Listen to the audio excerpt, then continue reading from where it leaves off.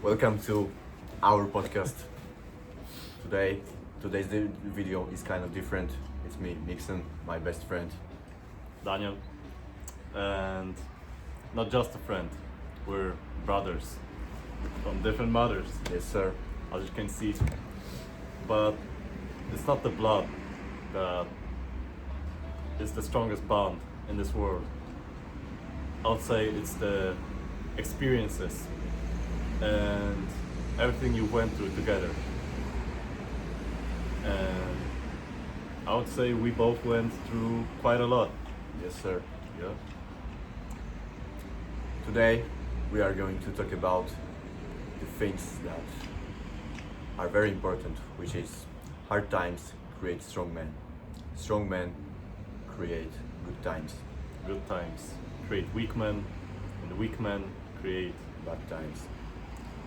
That's what we want to talk about, because the modern world is lacking the brotherhood, the strong men that are very needed in today's times. It's like a very big decrease in men who have brothers, not related only by blood, but generally brothers, doing the things that are improving their lives and changing the directions of their lives. For the context, And it's been like that always, that you cannot get stronger alone. You need a tribe, you need a community. And without it, we just grow weak, you know. We are in the hard times now, and there's a growing need for strong men. And there's a very little percentage of men that can become strong just by themselves. But we're never really alone. There's always God who is looking after you and guiding your life. And God guided our lives so that we would meet each other. We met in the lowest point of our lives. And you know, we both had that desire to become stronger, but because we were surrounded by weak men, we didn't know how to do it, and we just felt alone. Like, oh, if I start doing the good habits, people are gonna laugh at me. You know. the shame that you kind of get when when you want to improve something, but you feel alone, you feel like nobody is doing it, you feel like the weird person in your classroom, like the weird guy doing the weird shit. No, you need a brother. You need a brother who you can improve together. You tell him to do something better. You tell his downsides, what he's doing wrong. He tells you also not some comfortable things. He's telling the truth because he sees you purely, because he does not want to be alone in this world. He wants to have a brother. Yeah, we both criticize each other all the time, but it's not because, well, sometimes it is that I just want to make him feel bad, or I just want to laugh at him, you know. But Same way. most of the time it's because I see, hey, you're doing something wrong. Let me show it to you, so that you can acknowledge it and improve it, you know. Because there are people that will criticize you just because they're jealous, or just because they have nothing better to do. Basically anything. Let's call them crabs. Yes, sir. The ones that are in the bucket and they try to snatch you and pull you Down. into the bucket. And you need to find the people that will not drag you down, but that will go to the top with you. Yes, sir. There's a saying. How was it? The mountain. I helped a man climb the mountain, and then I realized I got to the top as well. So that's the saying that I've told my friend, my best friend, my brother, like a month ago, and it had stuck with me because, as he said, we met at the lowest points of our lives. We didn't have any purpose, we didn't have any greater mission. We just were going Drifting. through the motions, drifting through the motions. Like Exactly. autopilot. Yes, sir. Like you're not present in life, you're just participating. You're not even participating, you're just Damn. yeah, autopilot. So you're not participating in life, you just exist. You know, you just exist, see the changes and adapt to them. And, Most people live like this. and that's not the way to live. It's not. Because why is it bad? Why is it bad that you live on the autopilot? You do everything without even thinking. Our brains are working like a computers. But we still have like the human side to it. But most of the time it's our brain taking off the control, and you're doing everything without thinking. You make bad decisions that fuck up your life. You feel worse after doing something because you have done it on autopilot. You didn't think anything of it. Why not? Because you were not present. You Yeah. are not present in the moment. How do you do it? It's very simple. It's through meditation and through just taking a fucking breath. You just start to enjoy little things in life, like the boring stuff, you know. Like right now we're just sitting on a bench in a park and we are making some steaks, and that's the best thing that we could do. It's like just sit in silence, maybe just a little music. I think you can hear it as well, but you know, just appreciate the beauty of the world you don't see every day when you're just concentrated on like doing nothing.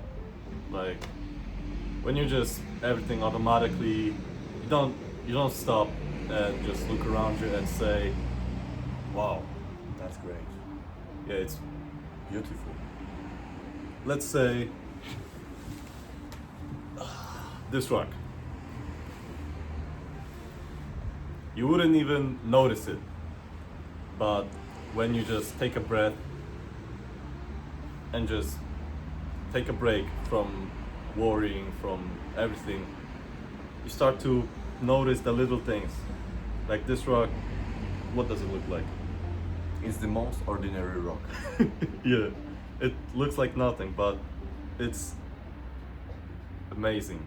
Like I can't even explain, but it's just amazing that rocks exist. You appreciate it more. The point is that right now it might not make any sense, but when you start living present in the moment, when you take a deep breath, when you basically cut out the reality for a moment and just appreciate everything as it is, doing the most ordinary shit, you probably right now are in the city or wherever you are, you still can appreciate that you have the roof above your head, the food on your plate that your mother, your parents give you. They buy these things for you. Everything. You literally can appreciate everything that you have if you are present. We started practicing presence and meditation quite a long time ago. And you know what? Looking back then, it was like before like we met, life was all autopilot. After we met, after we grew the bond, we started practicing meditation. It gave a lot of purpose to our lives. Just not being kind of brain dead like a zombie walking around. It just got a new sense to it. Life had new sense to it from that point. So I think meditation is very important that you do it. It might seem vain or whatever. I don't care. It seems like nothing at the beginning. Like at the beginning, you can just sit Breathe. and just, you know, thoughts are rushing through your head, you just don't do nothing. But that's the beauty of meditation. Even if it's hard for you to focus on the meditation, on your breath, it's still like just sitting in silence. And that's what people lack today. They do everything like very fast, they chase dopamine. Which is all around us. Yeah, and The phones. you can ask whoever you like, when was the last time you just sat down and thought? Yeah, most people I see don't know. thinking just as brain activity, but that's bullshit. Your brain is active all the time. Thinking is when you dedicate some time to think, to not just, you're making some food and you're thinking about the exam you need to take next week. No, that's not thinking. Thinking is when you do thinking alone, just pure thoughts, silence. I would say that's also a form of meditation, just to do nothing. That's what we lack today. In the hyper-stimulating world, everywhere, nobody is focusing on like real life activities, like the boring stuff we do right now, apart from making the video, It might seem fucking boring to most of the people, because they cannot go like half an hour without their phones, without watching something, without receiving or writing a message to somebody, which is so fucking important, but it is not. In reality, it is fucking not. But you lie to yourself that, oh, but I need to have my phone 24/7 with me. It's like the most important thing. You got a shit ton of anxiety when you don't feel it in your pocket. Like right now it's 12 minutes. We've recorded 12 minutes and we haven't checked our phone once. I can't. Yeah, and for some people it's hard to just don't use their phone for 10 minutes, and that was us, like, I don't know, 4 years ago. Yeah. 4 years ago we were like just like everyone. We were always on our phones. We would meet with some friends like very often, but what do we achieve from the meetings? Nothing. We met like 2 girls yesterday from our school, and we sat in a coffee shop and we realized how most people are boring. They didn't have any interests. They didn't know how to carry a conversation. And for me, it made me think about like the old times when I would go drinking or partying Or every taking week. drugs, whatever. Yeah, Bad habits. and I realized that back then, that was the most interesting thing I could do. But now it's the most boring, useless thing. I started to regret going out with them. But it made me realize how far we've come. I talked with him later and he also said that he felt Drained out of the energy, because like when you speak to the person who like not only does not share the interest that you have, but is in the same spot as you were a few years ago, and we exactly know how we felt then it's draining the energy, because we've improved so much, we kind of acquired new life energy, and that shit drains us. Not to like basically talk behind their backs or whatever, we're not hating, but they drained the energy out of, like, not that you were tired, but you felt like bad about it, like a balloon without air. Yes. And that's the thing. Different people have different energies, right? For us men, the most important person is women, of course. And Don't lie to yourself right now. No, women are not important. I am a king and I do shut the everything. fuck up. Basically. All right. So there are three types of women. The first is, I missed, the cold energy.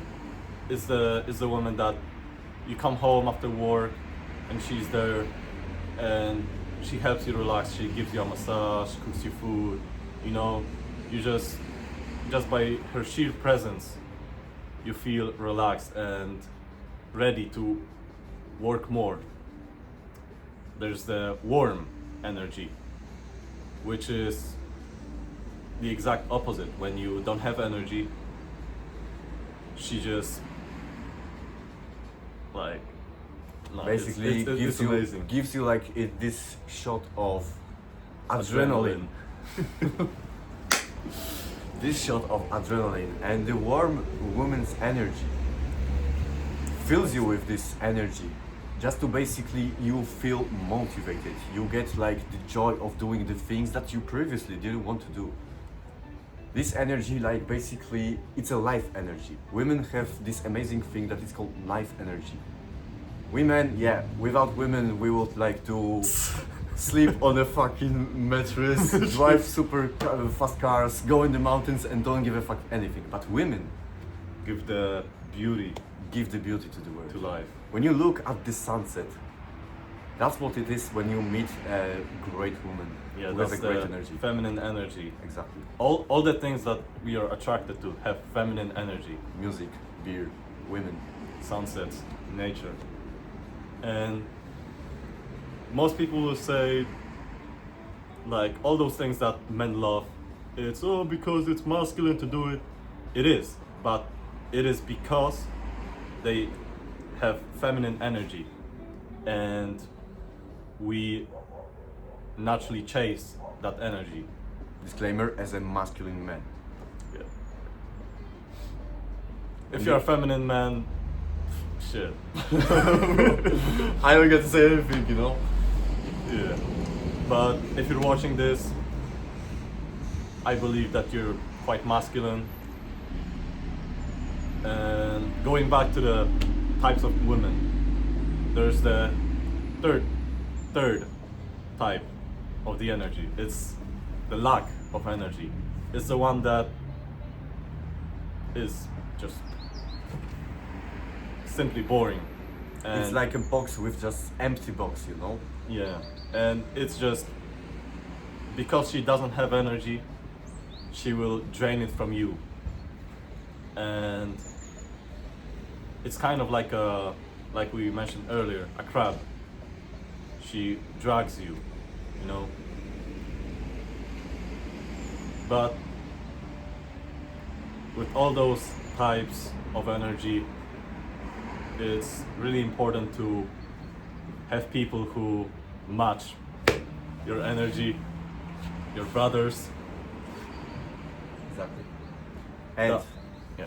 yeah, with girls, if you find yourself like basically now you know these three types of women. If you find yourself like recognizing which type of women you're right now maybe talking to, then think to yourself, is it worth it? For example, if she's like this vain woman with no energy dragging from you, but you're still kind of attracted to her because of this biological nature that you still want to have a girlfriend, that you want to feel nice, you want to fill this void inside of your heart, bro, it's nothing good, trust me. I've met a lot of like not to brag about it, but I've met a lot of girls which were like vain in this kind of thing. Like probably maybe they were good people or whatever, but in their energy they were like this vain feeling of like she draining your energy, and that's what like gave you less motivation, gave you less drive that we as young men should have. You realize that in everyday lives you feel empty. You don't have anything to achieve. You just do what you're supposed to do. but your masculine Essence. part of you, essence, is just wants something to work for.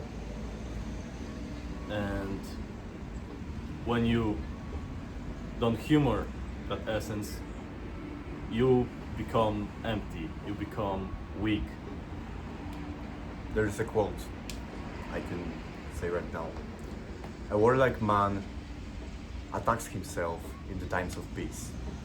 What that means is not very like super translatable to like you need to go to war because then you get the PTSD and no.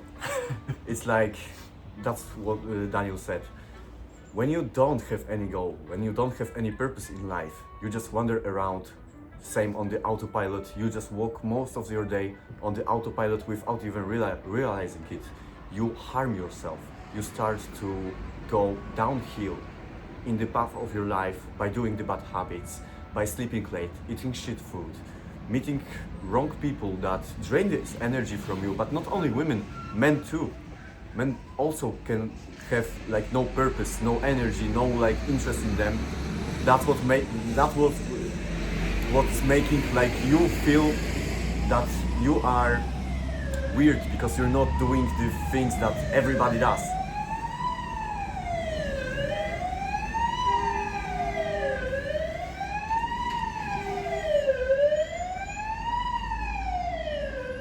Whole lot of undercovers. So, yeah.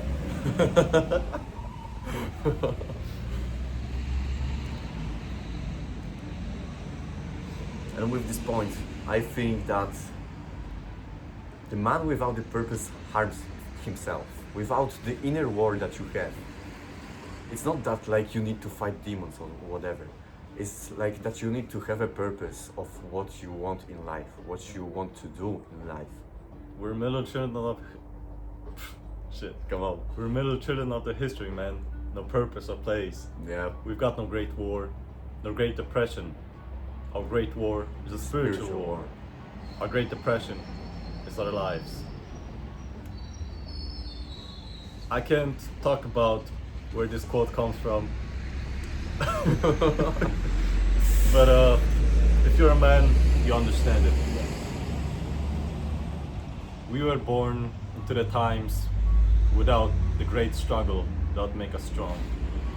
And because of that, there became a new problem, even worse than the war, like physical war. It's the mental war, right there in your head.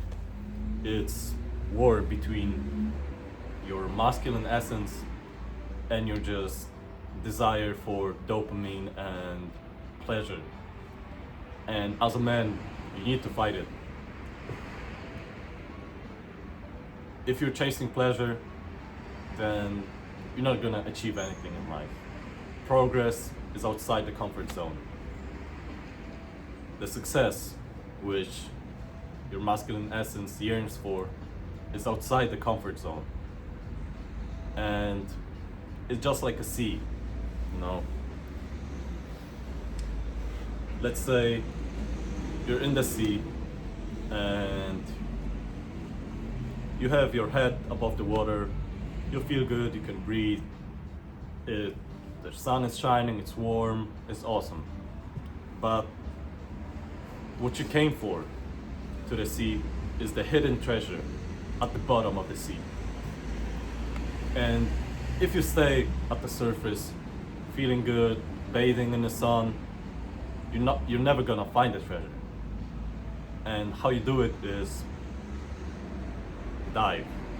You need to make the uncomfortable decision. And maybe it won't be that on the first try you will get to the bottom, find the treasure. Almost never is. You just start training. You dive a little shallow, come back, then think to yourself, that wasn't so bad. I can go deeper. And you go deeper and deeper and deeper until you can walk on the bottom. You expand your comfort zone. And that's how you achieve progress. through hard work,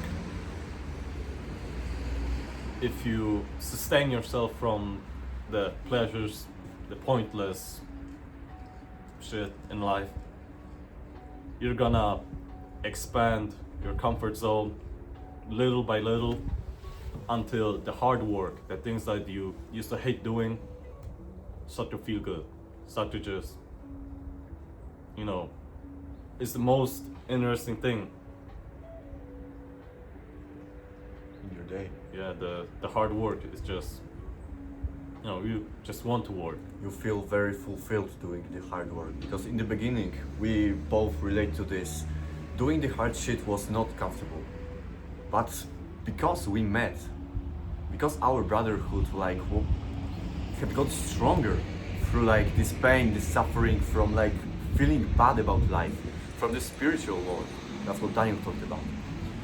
We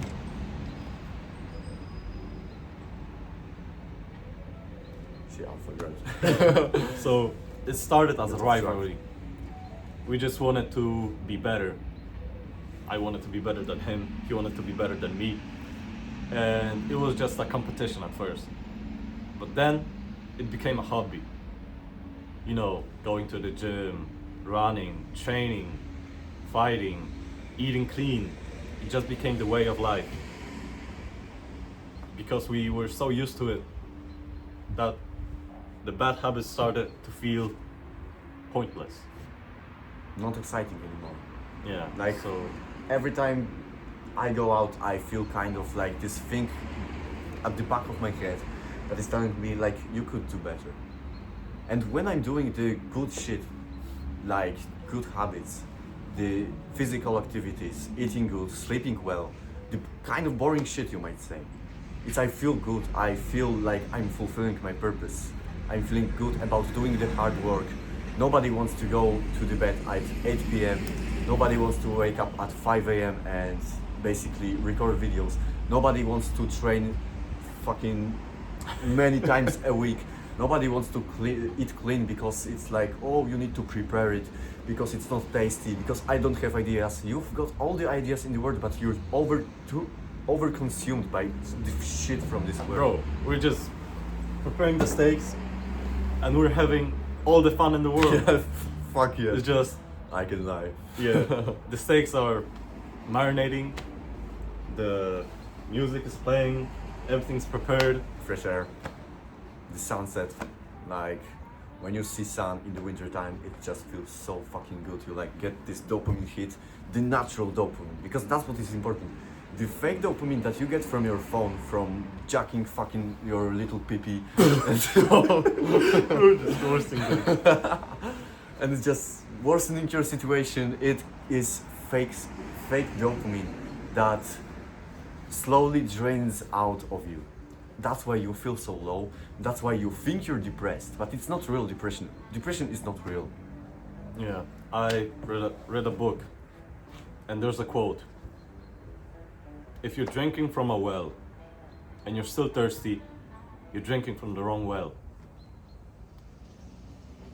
Just interpreted it. Yeah. I don't think I need to explain it to you. Good words. And Well, that's what I think the masculine life is about. It's about doing the hard work, of course, enjoying it. I don't tell you to be like this. Some people are like Sigma male grind and all that bullshit. No, life is to enjoy, but also the hard work gives you this purpose to enjoy it. If you do the hard shit, if you do something very exhausting, like for example, we love mountains. I got him into the mountains. I knew he would love it, so it was a fucking no-brainer decision.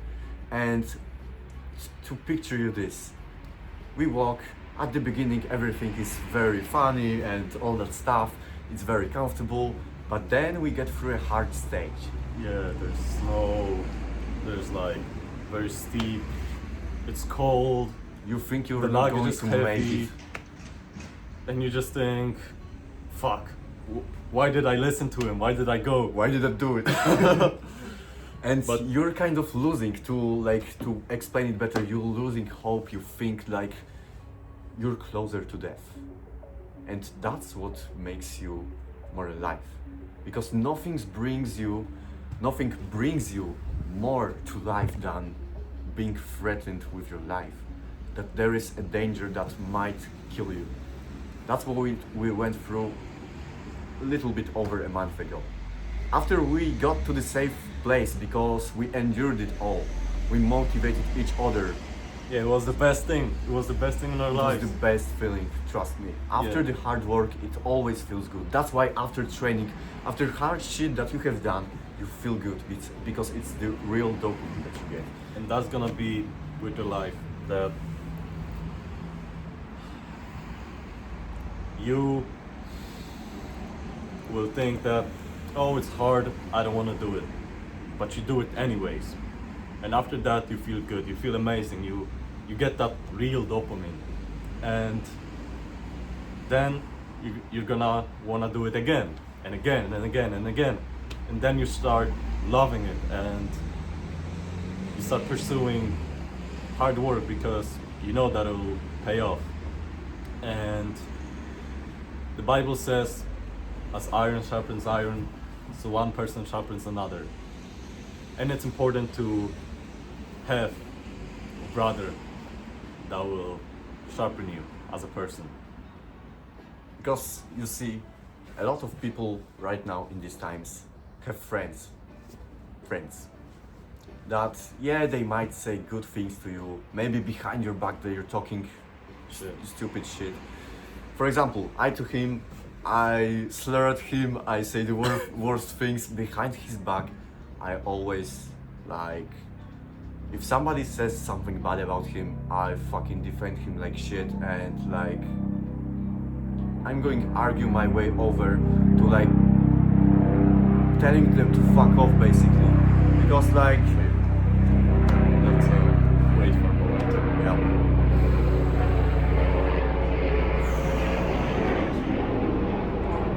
And it's like these people are not your real friends. If they see, they don't tell you this, but if they see that you have made a mistake, you have tripped over and you had like a bad experience, externally they might say, oh, I'm very sorry, but internally, yes, okay, I can be better than them. Because like, oh, he's a bad person anyway, why would I hang out around him? But with brotherhood, it's you always want to be better than the other person, but also you want the other person to be the best version of themselves. And it's because of two reasons. First one is, well, he's your brother. You want him to be the best. Because you want to have a strong tribe of people around you. But the second reason is, well, you want to be better than him. But if he's weak, then it's just too easy, you know? If you're a mountaineer, if you're mountaineering, then you don't pick the lowest mountains because you know it'll be easy to get to the top. You pick the harder and harder and harder mountains to have the satisfaction. Let's say you have a 2-year-old brother. You won't have any satisfaction that you bench more than him. But let's say he benches 2 plates.